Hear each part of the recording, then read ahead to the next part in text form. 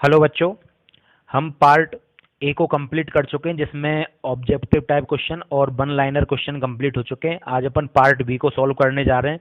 देखो part B का question number 1, जैसे विद्युत अपघट्य के चालकत्व को प्रभावित करने वाले दो कारक लिखिए। अब कई कारक होते हैं, जैसे उसमें से पहला आ जाता है आपका टेम्परेचर यानी ताप, दूसरा उसमें लिख सकते हो आप सांद्रता। तो दो कारक पूछे, दो तो ये हो गए। इसके अलावा और बता देता हूं मैं, शांता भी एक कारण है, ठीक है। अंतर आयनिक आकर्षण बल, ये भी एक कारण होता है, ठीक है। क्वेश्चन नंबर 1 का ही बी पार्ट देखो। क्वेश्चन नंबर 1 में बी कह रहा है संचारण एक विद्युत रासायनिक परिघटना है, इसे समझाइए। देखो संचारण की प्रक्रिया, जब भी कोई धातु का कोई पार्ट है वो यदि बाहर पड़ा हुआ रह जाता है नमी में, आर्द्रता, सांद्रता तो इत्यादि में, उसकी ऊपर की परत क्या खराब होने लग जाती है। इस प्रक्रिया को संचारण कहते हैं। अब संचारण में जैसे लोहे पर जंग लगने की एक प्रक्रिया सबसे बढ़िया है। अब ये मान के चलो एक लोहे का टुकड़ा है मेरे पास, इस लोहे के टुकड़े पर जो शुद्ध एफी के कण होते हैं, शुद्ध एफी के कण जहां पर हैं वहां पर वो एफी वाला पार्ट एनोड का कार्य करता है। और वायुमंडल में नमी तो होती है, नमी में उपस्थित वाटर और वायुमंडल में उपस्थित CO2 गैस जो कि H2CO3 बना लेती है, ये आपका विद्युत अपघट्य का कार्य करता है। ये विद्युत अपघट्य बना लेता है, ठीक है। तो विद्युत अपघट्य यहां से आ गया। अब ये विद्युत अपघट्य टूटेगा तो टूटने पर H+ आयन बनेंगे और CO3-2 आयनों का फॉर्मेशन हो जाएगा। तो विद्युत अपघट्य आ गया, एनोड है, और जहां जहां पर जो H+ आयन वाले पार्ट है मेरे पास, वहां वो H+ इलेक्ट्रॉन ग्रहण करके ऑक्सीजन के साथ ये कैथोड का कार्य करेंगे। तो यहाँ पर एक सेल बनने की पूरी प्रोसेसिंग चालू हो जाती है। अब इसको अपन स्टेप बाय स्टेप समझते हैं, देखना थोड़ा सा ध्यान से, ये थोड़ा सा बड़ा क्वेश्चन है। सबसे पहले क्या होता है, यहाँ पर शुद्ध Fe के कण जो हैं वो एनोड का काम करते हैं, तो Fe कन्वर्ट हो जाता है Fe+2 में और यहाँ से निकलते हैं 4 इलेक्ट्रॉन। ये एनोड वाले पार्ट पर ऑक्सीकरण की घटना होती है। अब ये इलेक्ट्रॉन क्या है, H+ आयनों तक पहुंचते हैं जहां पर, और ये H+ आयन कहां से प्राप्त होते हैं अपन को, H2CO3 से। तो ये H2CO3 से प्राप्त H+ आयन जो है वायुमंडल की ऑक्सीजन और H+ आयन जो है इन इलेक्ट्रॉनों को क्या कर लेते हैं, ग्रहण कर लेते हैं और किस में कन्वर्ट हो जाते हैं, 2H2O में। ये वाला पार्ट आपका कौन सा है, कैथोड, ठीक है। यहाँ से H2O बन जाएगा। कंप्लीट रिएक्शन की बात करें हम तो कंप्लीट देखो, 4 इलेक्ट्रॉन से 4 इलेक्ट्रॉन तो कैंसिल आउट हो जाएंगे। तो यहाँ से आपका Fe, ये मैं 2 मॉलिक्यूल ले लेता हूं क्योंकि मैंने 4 इलेक्ट्रॉन निकाले, 4H+ के लिए। तो 2Fe, इधर का और क्या बचा आपका O2 प्लस 4H+, इधर के पार्ट में 2Fe+2 है और 2H2O। ये इसकी कंप्लीट रिएक्शन होती है, ठीक है। अब ये जो Fe+2 आयन है, ये Fe+2 आयन क्या करते हैं, Fe+3 में ऑक्सीकृत हो जाते हैं। Fe+2 Fe+3 में ऑक्सीकृत हो जाते हैं और फिर ये Fe+3 आयन वायुमंडल की नमी से क्रिया करके Fe2O3 डॉट XH2O मॉलिक्यूल में कन्वर्ट हो जाते हैं और इसी को क्या बोला जाता है, जंग के नाम से जाना जाता है, जो कि लाल भूरे कलर का आपका पदार्थ होता है। तो ये आपकी संचारण की प्रोसेस है, थोड़ी बड़ी जरूर है। चलो क्वेश्चन नंबर 2 पर आते हैं अपन। क्वेश्चन नंबर 2 क्या कह रहा है हमसे, क्वेश्चन नंबर 2, K4FeCN6 का 0.5 मोलर विलयन का 300 केल्विन पर परासरण दाब ज्ञात करो।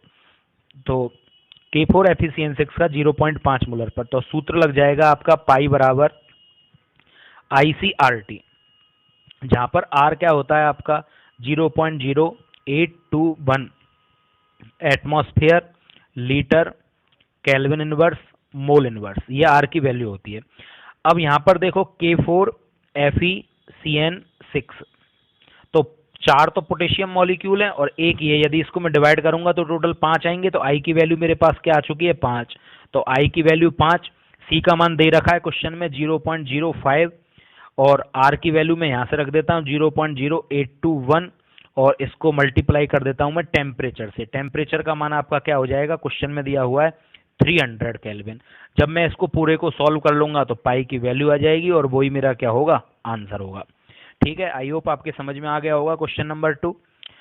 क्वेश्चन नंबर 3, देखो क्वेश्चन नंबर 3 क्या हो जाएगा, 298 केल्विन पर 0.10 मोलर KCl विलयन की चालकता 0.0129 सीमेंस सेंटीमीटर इनवर्स है, इसकी मोलर चालकता ज्ञात करो।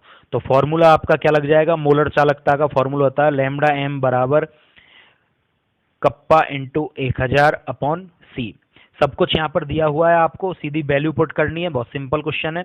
तो लैम्डा m, कप्पा की वैल्यू कितनी दी हुई है 0.0129, 1000 को आप एज इट इज रख दोगे, और सी की वैल्यू कितनी दे रखी है आपको क्वेश्चन में 0.10। सॉल्व करने पर आपका आंसर निकल के आ जाएगा, यहाँ से आप इसको सॉल्व कर लोगे। क्वेश्चन नंबर 4, शॉर्टकी व फ्रैंकल दोष में आपको अंतर बताने। तो शॉर्टकी दोष और फ्रैंकल दोष क्या अंतर हो जाएंगे। शॉर्टकी दोष में तो क्या होता है, समान संख्या में जो धनायन है पॉजिटिव कण और नेगेटिव कण क्रिस्टल जालक को छोड़कर कहाँ चले जाते हैं, बाहर, जिससे जो घनत्व होता है वो थोड़ा सा क्या हो जाता है, कम।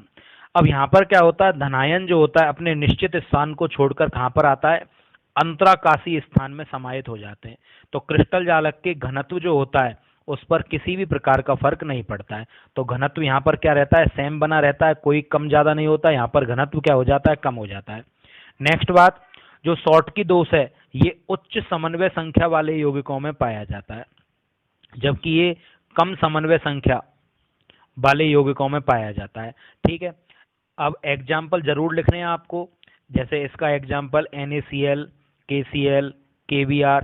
फ्रैंकल दोष का एग्जाम्पल आपका AgCl, ZnS, AgI, ये सब इसके एग्जाम्पल हो जाएंगे। और एक को याद रखना, AgBr, ये दोनों जगह मुंह मारता है, यानी कि शॉर्टकी दोष भी पाया जाता है और फ्रैंकल दोष भी इसमें पाया जाता है। नेक्स्ट क्वेश्चन है आपका इसी का पार्ट बी, सरल घनीय जालक में संकुलन दक्षता ज्ञात करो। तो सरल घनीय जालक क्या होता है, जिसमें 8 कोनों पर अवयवी कण उपस्थित होते हैं, वो आपका सरल घनीय क्रिस्टल जालक होता है। और इसमें मैं निविड़ संकुलन निकालने के लिए, पैकिंग एफिशिएंसी निकालने के लिए 2 अवयवी कणों को आपस में क्या करवा देता हूँ, टच करवा देता हूँ। बाकी टच तो सभी हैं, लेकिन फिर चित्र बनाने का कोई पर्पज नहीं रहेगा। घन की प्रत्येक भुजा आपकी सेम होती है, जिसको मैंने ए मान लिया। ठीक है, हर भुजा यहाँ पर सेम है। तो ये आपका ए बराबर यहाँ से यहाँ तक आर और आर, तो ए बराबर आपका क्या हो जाएगा 2r। और मुझे पैकिंग एफिशिएंसी निकालने के लिए घन का आयतन चाहिए, तो ए क्यूब कितना हो जाएगा 8r क्यूब। पैकिंग एफिशिएंसी का फॉर्मूला क्या होता है, z into 4/3 pi r cube upon a cube into 100। ये संकुलन दक्षता ज्ञात करने का फॉर्मूला होता है।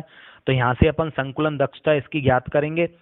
तो पैकिंग एफिशिएंसी, अब मुझे आप ये बताओ जल्दी से कि जेड जो होता है सरल घनीय निविड़ संकुलन में अवयवी कणों की संख्या निकालने के लिए, एससीसी में अवयवी कणों की संख्या 1 होती है, बीसीसी में अवयवी कण 2 होते हैं, एफसीसी में अवयवी कण 4 होते हैं, और ईसीसी में अवयवी कणों की संख्या 2 होती है। तो जेड की वैल्यू अपन को डायरेक्ट आनी चाहिए, 1 4/3 पाई आर क्यूब।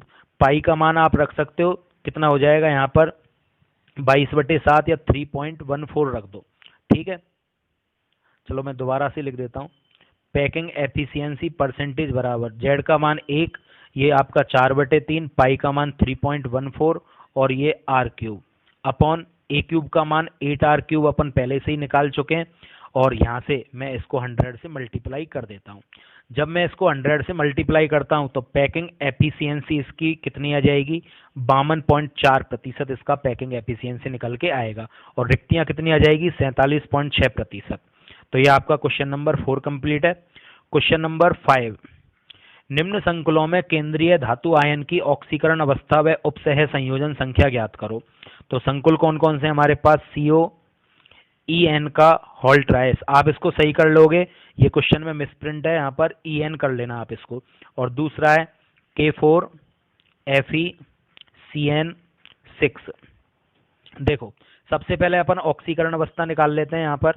तो जिसकी निकालते हैं उसे X मानते हैं, EN एक उदासीन लिगेंड होता है, तो ये 0 हो जाएगा। और बराबर में जो चार्ज दिया हुआ होता है वो चार्ज, तो X बराबर +3, तो कोबाल्ट की ऑक्सीकरण अवस्था +3 है। Fe की निकालते हैं, जिसकी निकालते हैं उसे X मानते हैं, एक CN पर -1 चार्ज है, तो 6 पर क्या हो जाएगा -6, और K पर +1, तो 4 पोटेशियम है, तो +4 बराबर में 0, X बराबर +2। तो Fe की ऑक्सीकरण अवस्था +2 और CO की +3। दूसरा इसी में पूछ रहा है ऑक्सीकरण अवस्था के साथ उपसय संयोजन संख्या। तो कोऑर्डिनेशन नंबर क्या हो जाएगा, एक एथिलीन डाइअमीन 2 बॉन्ड बनाता है, तो 3 कितने बनाएंगे, तो यहाँ पर बॉन्डों की संख्या आपकी कितनी हो जाएगी 6, और यहाँ पर कोऑर्डिनेशन नंबर इसका कितना हो जाएगा, एक CN 1 बॉन्ड बनाता है तो 6 कितने बनाएंगे 6, तो दोनों की समन्वय संख्या 6 होगी। ठीक है। क्वेश्चन नंबर 6, क्वेश्चन नंबर 6 कह रहा है निम्न रासायनिक अभिक्रिया में A तथा B को पहचानिए। तो निम्न रासायनिक अभिक्रियाओं में A तथा B को पहचानिए। देखो ध्यान से, देखो क्वेश्चन नंबर 6 है आपका C6H5N2Cl बेंजीन डाइएज़ोनियम क्लोराइड की अभिक्रिया करवा रहा है NaNO2। तो बच्चों यहाँ पर ध्यान रखना HCl दे रखा है, ये HCl ना होकर Cu होगा, मिसप्रिंट है ये, इससे A बनेगा और इसकी रिएक्शन फिर से करवा रहा है वो SN/HCl की प्रेजेंस में और 6 हाइड्रोजन, हाइड्रोजन देने का मतलब यहाँ पर अपचयन हो जाएगा।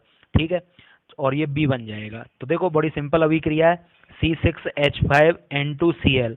जब इसकी अभिक्रिया हम NaNO2 और कॉपर की प्रेजेंस में करवाते हैं तो यहाँ पर N2 बाहर निकल जाती है और Cl बाहर निकल जाता है और NaCl बन के और NO2 अंदर आ जाता है और ये नाइट्रोबेंजीन बन जाती है C6H5NO2। अब इसका अपचयन करवा रहा है SN/HCl की प्रेजेंस में 6 हाइड्रोजन। अब आपको पता है यदि 6 हाइड्रोजन की प्रेजेंस में मैं इसका अपचयन करूं तो ये ऑक्सीजन बाहर निकल जाएंगी वाटर बन के और 2 H जो होंगे वो अंदर चले जाएंगे और एनिलीन का फॉर्मेशन होगा। ठीक है। और क्वेश्चन नंबर 7, एल्कोहल की तुलना में फिनॉल अधिक अम्लीय होता है क्यों। तो देखो एल्कोहल ROH और फिनॉल किसे बोलते हैं, बेंजीन वलय के ऊपर आपका OH। देखो यहाँ से अपन को एक बात सीखनी है, एल्कोहल में से जब मैं H को निकाल देता हूं तो निकालने के बाद RO- बनता है, इसको हम एल्कोक्साइड बोलते हैं।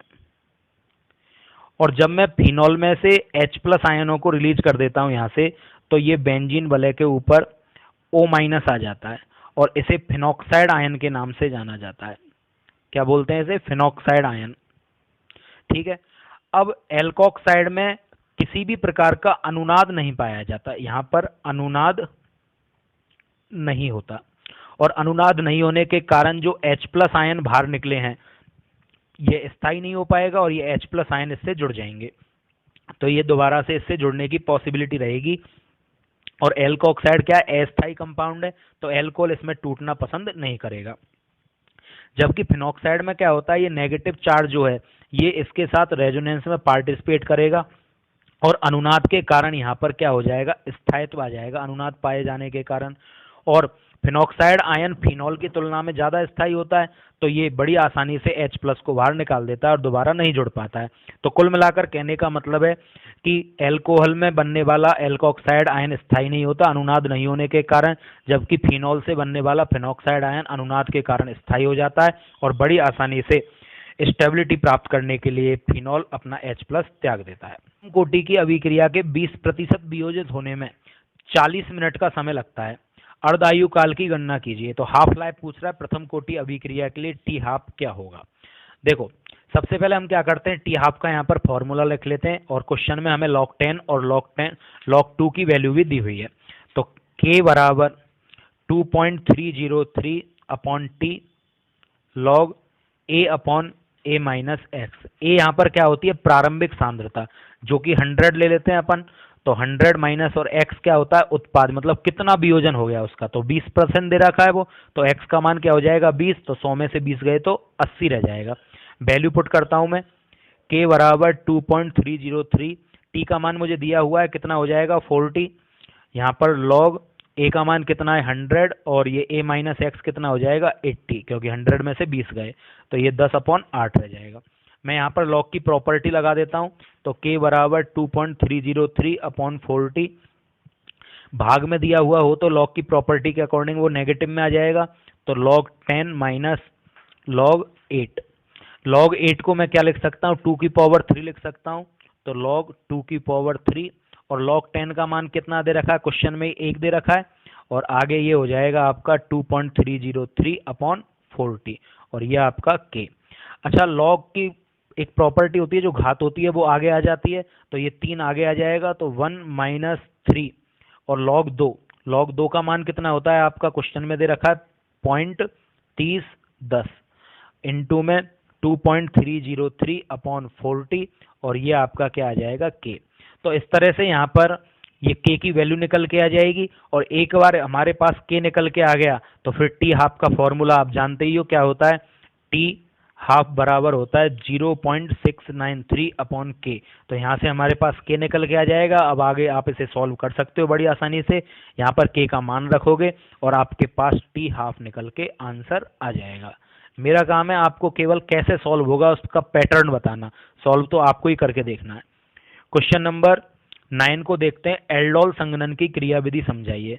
देखो एल्डोल कंडेंसेशन रिएक्शन बहुत ही अच्छी रिएक्शन है आपकी, बहुत इंपॉर्टेंट है। तो बे यौगिक जिनके पास अल्फा हाइड्रोजन परमाणु पाए जाते हैं वो एल्डोल कंडेंसेशन रिएक्शन दर्शाते हैं। देखो पहले तो मैं अभिक्रिया लिख देता हूँ फिर इसकी मैकेनिज्म बताऊंगा। CH3 C double bond O, CH3 C double bond O H plus H CH2 C double bond O H। समान प्रकार के एल्डिहाइड या कीटोन जिनके पास अल्फा हाइड्रोजन होते हैं वो तनु क्षार की उपस्थिति में, तनु मतलब डाइल्यूट, क्षार की उपस्थिति में क्रिया करते हैं और यहाँ से क्या होता है ये इस पर अटैक कर देता है इनोलेट कार्बन, यहाँ से इलेक्ट्रॉन ऑक्सीजन पर चले जाएंगे तो नेगेटिव आएगा और ये हाइड्रोजन यहाँ पर आकर जुड़ जाएगा और इस तरह से आपके एल्डोल का फॉर्मेशन हो जाता है। ऊपर OH यहाँ पर CH और इससे आकर जुड़ जाएगा CH2 C double bond O H। अब देखो यहाँ पर इसकी क्रियाविधि पूछ रहा है और यही इंपॉर्टेंट है, तो मैकेनिज्म क्या हो जाएगी इसकी ध्यान से देखना। सबसे पहले मेरे पास बेस जो है वो अपना रोल प्ले करने आता है और बेस यानी क्षार का काम होता ही क्या है, अम्ल में से H+ को निकाल लेना। तो अम्ल कौन है, अल्फा हाइड्रोजन क्या है अम्लीय प्रकृति का होता है। तो यहाँ से मैं एक में से एक को लिख देता हूँ किसी को H CH2 C double bond O H, ये दोनों एक ही हैं। अब यहाँ से ये क्या करेगा OH H को निकाल के ले जाएगा तो -H2O तो यहाँ से बाहर निकल गया और ये क्या बचा आपका CH2 पर negative C double bond O और H। ये नेगेटिव क्या करेगा यहाँ से इस पर अटैक करेगा, मतलब इसके साथ अनुनाद करेगा रेजोनेंस, और रेजोनेंस के कारण ये यहाँ पर स्टेबल हो जाएगा और ये CH2 double bond C O minus और H। तो ये कंपाउंड क्या रेजोनेंस के कारण स्टेबल होता है और यही कारण है अल्फा हाइड्रोजन अम्लीय प्रकृति का होता है क्योंकि H+ निकलने के बाद ये इनोलेट आयन स्थायी हो जाता है। तो ये तो हो गया आपका फर्स्ट स्टेप।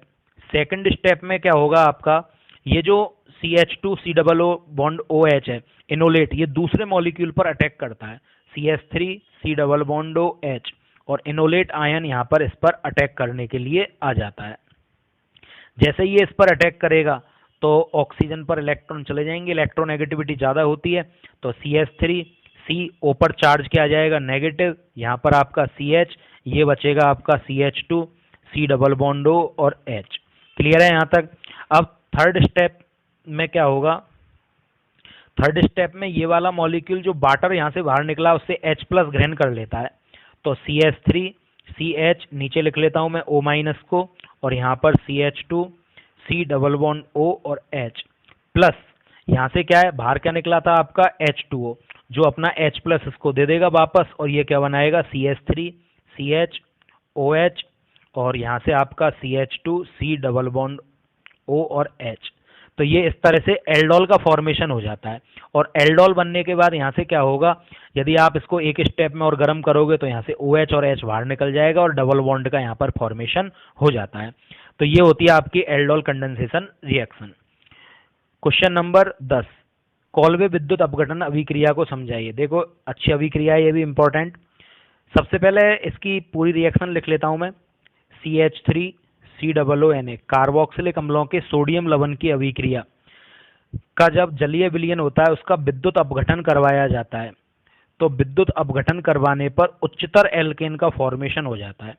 CH3 CH3 साथ में बाहर निकलते कार्बन डाइऑक्साइड के मॉलिक्यूल, हाइड्रोजन मॉलिक्यूल और क्षार यानी कि NaOH। अब मैकेनिज्म क्या है, क्रियाविधि। तो देखो क्रियाविधि इसकी पढ़ते हैं अपन, अच्छी रिएक्शन में से एक है। सबसे पहले मैं यहाँ से आपको बता देता हूँ CH3 COO जो वैद्युत अपघट्य है ये, और वियोजन करेंगे तो ये टूटेगा CH3 COO- और Na+ में और वाटर मॉलिक्यूल टूट जाता है आपका H+ में और OH- में। अब जहाँ कहीं भी विद्युत अपघटन वर्ड आ जाता है तो वहां पर आपको ध्यान रखने की बात है, हमेशा एक तो अभिक्रिया एनोड पर चलेगी और एक कैथोड पर चलेगी। एनोड पर हमेशा कौन सी घटना होती है आपकी, ऑक्सीकरण की। तो ऑक्सीकरण में क्या होता है, ये जो CH3 C double bond O और माइनस है। अच्छा, ऑक्सीजन के भाइतम कोष में 6 इलेक्ट्रॉन होते हैं और माइनस का मतलब एक एक्स्ट्रा, यानी 7 हो गए। 7 में से एक तो यहाँ पर काम में आ गया आपके, बचे कितने, 6। तो 2 2 4 और 2 6। और ऑक्सीकरण का मतलब क्या होता है, इलेक्ट्रॉन का निकलना। मैं इसके 2 मॉलिक्यूल ले लेता हूँ, तो यहाँ से ये इलेक्ट्रॉन बाहर रिलीज हो जाएंगे, तो क्या बचेगा, CH3 C double bond O और O, और माइनस यानी इलेक्ट्रॉन जा चुके हैं, तो अब 6 ही बचे। तो एक तो ये काम में आ गया, 2 3 4 5 और ये 6। ये क्या रह गया आपका अकेला, और अकेले इलेक्ट्रॉन को क्या बोलते हैं, मुक्त मूलक। अकेले इलेक्ट्रॉन को क्या बोला जाता है, मुक्त मूलक। और मुक्त मूलक क्या होते हैं, अस्थायी होते हैं। तो ये मुक्त मूलक क्या दोबारा से स्थायी होना चाहेगा, तो यहाँ से ये वाला जो बॉन्ड है जिसके 2 इलेक्ट्रॉन है, ये समअपघटनी विदलन करते हैं। समअपघटनी का मतलब क्या होता है, ये इलेक्ट्रॉन इसके पास और ये वाला इलेक्ट्रॉन कार्बन के पास चला जाता है। और जब ये इस तरह से टूट जाते हैं तो टूटने के बाद क्या होता है, ये कुछ इस तरह से बनाएंगे, 2 मॉलिक्यूल है यहाँ पर, और यहाँ से 2 इलेक्ट्रॉन बाहर निकल चुके हैं। देखो ये बनेंगे, 2 तो बनेंगे CH3 और इस पर इलेक्ट्रॉन आ जाएगा, प्लस CO और इधर से ऑक्सीजन और इसके पास इलेक्ट्रॉन है। तो यहाँ पर जो इलेक्ट्रॉन आएगा और ये इलेक्ट्रॉन, ये दोनों मिलकर बॉन्ड बना देंगे, तो 2 CO2 के मॉलिक्यूल यहाँ से बाहर निकल जाएंगे। क्लियर है यहाँ तक। अच्छा, अब कैथोड पर क्या होता है, देखो कैथोड पर आपका अपचयन की घटना संपन्न होती है, और अपचयन के दौरान क्या होता है, जो H+ मॉलिक्यूल है मेरे पास, ये H+ मॉलिक्यूल इन 2 इलेक्ट्रॉनों को ग्रहण कर जाते हैं और कन्वर्ट हो जाते हैं किसमें, H2 में। और शेष अभिक्रिया में क्या हो जाता है, जो बचे मॉलिक्यूल हैं वो आपस में जुड़ जाएंगे। तो ऊपर से तो क्या बच रहा था, Na+, और 2 क्या बच रहे हैं आपके OH-, ये आपस में जुड़कर कह लेते हैं कि NaOH का फॉर्मेशन होगा। तो इस तरह से NaOH का फॉर्मेशन यहाँ पर हो जाता है, और ये होती है आपकी कॉल्वे विद्युत अपघटन अभिक्रिया। नंबर पर ऑब्जेलिक अम्ल का संरचना सूत्र लिखो। देखो बहुत सिंपल और अच्छा क्वेश्चन है। ऑब्जेलिक अम्ल COOH और COOH, इसको आपको ऑब्जेलिक अम्ल बोलते हैं। IUPAC भी पूछा जा सकता है। 2 कार्बन है, 2 कार्बन से आप क्या बोलते हैं, एथ, सिंगल बॉन्ड लग रहा है तो एन, और पहले नंबर पर और दूसरे नंबर पर दोनों COOH है। COOH को क्या बोलेंगे, ओइक अम्ल, और दो हैं तो डाई ओइक अम्ल, ये इसका IUPAC नाम हो जाएगा। इसी का बी पार्ट है, क्या पूछ रहा है वो आपसे कि डाई एथिल कीटोन का संरचना सूत्र लिखो। तो डाई एथिल कीटोन, देखो डाई एथिल कीटोन क्या हो जाएगा, C2H5 C double bond O C2H5। तो ये डाई एथिल कीटोन होता है। डाई मेथिल कीटोन पूछे तो CH3 C double bond O और CH3। तो ये डाई एथिल डाईमेथिल कीटोन के फॉर्मेशन है आपके। क्वेश्चन नंबर 12, अधिशोषण की परिभाषा लिखो। तो अधिशोषण की घटना तो आप इस समय हो ही रही है। देखो ये स्याही के जो कण है ये कॉपी पर आकर चिपक रहे हैं, यही अधिशोषण है। तो अधिशोषक पर, अधिशोषक किसे बोलते हैं, पृष्ठ को। तो अधिशोषक पर अधिशोष्य, अधिशोष्य किसे बोलते हैं, जो धूल मिट्टी के कण होते हैं या गैस के कण होते हैं।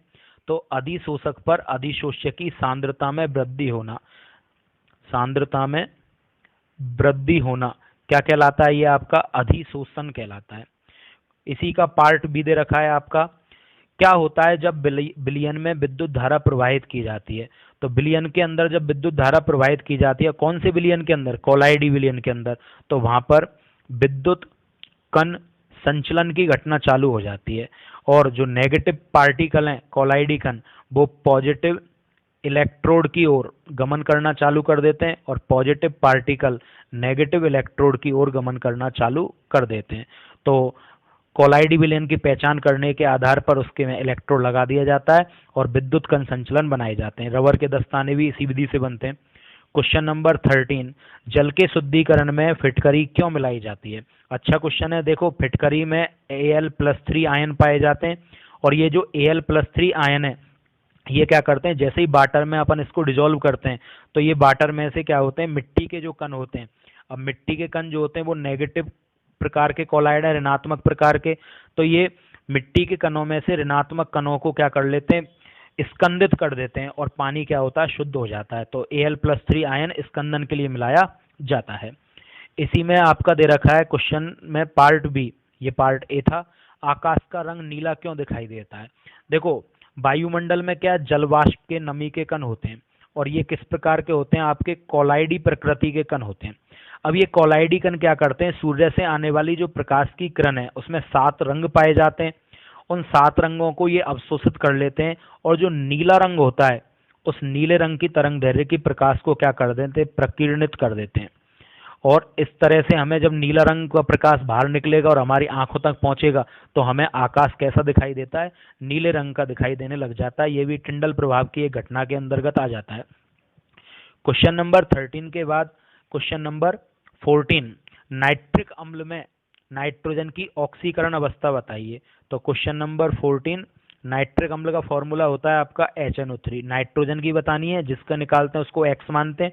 हाइड्रोजन पर चार्ज कितना होता है +1, ऑक्सीजन पर चार्ज कितना होता है -2, तो ये कितना हो जाएगा 6, इक्वल में कोई चार्ज नहीं दे रखा 0, तो X बराबर +5, ये नाइट्रोजन की ऑक्सीकरण अवस्था है। इसी का पार्ट बी दे रखा है HClO3 की संरचना। वैसे तो ये आउट ऑफ सिलेबस है क्योंकि क्लोरीन के ऑक्सो अम्ल हमारे सिलेबस से हटा दिए, पर संरचना आप देख लो, कोई भी ऑक्सो अम्ल है उस पर आप O और H इस तरह से लगा दोगे और बचे हुए ऑक्सीजन है उन्हें डबल बॉन्ड से जोड़ दोगे, तो ये इसकी स्ट्रक्चर हो जाएगी। इसे क्लोरिक एसिड के नाम से जाना जाता है। क्वेश्चन नंबर 15, रासायनिक समीकरण लिखिए जब सांद्र H2SO4 की क्रिया सल्फर और कार्बन के साथ करवानी है। तो पार्ट ए में तो हमसे क्रिया करवा रहा है सल्फर के संग, तो सल्फर जब H2SO4 के साथ रिएक्ट करता है तो ये SO2 गैस और वाटर का फॉर्मेशन करता है, इसका ऑक्सीकरण हो जाता है सल्फर का, और यहाँ से इसको बैलेंस कर लूँ मैं तो 2H2SO4, ये 3 और ये 2H2 आ जाएंगे। पार्ट बी में वो कार्बन से अभिक्रिया करवा रहा है और कार्बन को भी ये क्या कर देता है, CO2 में कन्वर्ट कर देता है, और SO4 है तो SO2 गैस यहाँ से रिलीज हो जाती है और वाटर मॉलिक्यूल भी बनते हैं, और सेम प्रोसेसिंग यही चलती है। इसको बैलेंस कर लेंगे अपन, तो यहाँ पर भी मैं 2 लगा देता हूँ, सल्फर भी 2 हो जाएंगे और हाइड्रोजन आपके 4 हो जाएंगे। ये आपका बैलेंस हो गया है। क्वेश्चन नंबर 16, फिंक्लेस्टीन अभिक्रिया का रासायनिक समीकरण लिखो। देखो बहुत ही इंपॉर्टेंट और अच्छी अभिक्रिया है फिंक्लेस्टीन। जब एल्किल हैलाइडों की अभिक्रिया sodium iodide NaI sodium iodide के साथ की जाती है एसीटोन की प्रेजेंस में, तो एसीटोन की उपस्थिति में अभिक्रिया करने पर R और I आपस में जुड़ जाते हैं, एल्किल आयोडाइड बनता है और NaX यहाँ से बाहर निकल जाता है। हेलोजन एक्सचेंज रिएक्शन है हेलोजन बिन में। अच्छा, इसमें पार्ट ए और पार्ट बी में कह रहा है बुर्ज फिटिंग अभिक्रिया का रासायनिक समीकरण लिखो। तो जब एरिल हैलाइड बुर्ज और फिटिंग, एरिल हैलाइड और एल्किल हैलाइड की अभिक्रिया सोडियम की उपस्थिति में या सोडियम के साथ शुष्क ईथर की उपस्थिति में की जाती है, तो यहाँ से इसको भी चलो Cl ले लेता हूँ मैं, तो यहाँ से ये बाहर निकल जाएगा और एरिल समूह और एल्किल समूह आपस में जुड़ जाएंगे, तो एरिल एल्किल का फॉर्मेशन हो जाता है और ये यहाँ से बाहर निकल जाता है NaCl। अच्छा, यहाँ पर मैं दोनों को एरिल एरिल ले लेता तो ये अभिक्रिया आपकी फिटिंग हो जाती और दोनों को एल्किल एल्किल ले लेता तो ये बुर्ज अभिक्रिया हो जाती। तो बहुत अच्छी और इंपॉर्टेंट अभिक्रियाओं में से इनको आप लर्न कर लेना, ठीक है। क्वेश्चन नंबर 17 आपका बच्चों आउट ऑफ सिलेबस है तो इसको बताने से कोई मतलब नहीं है।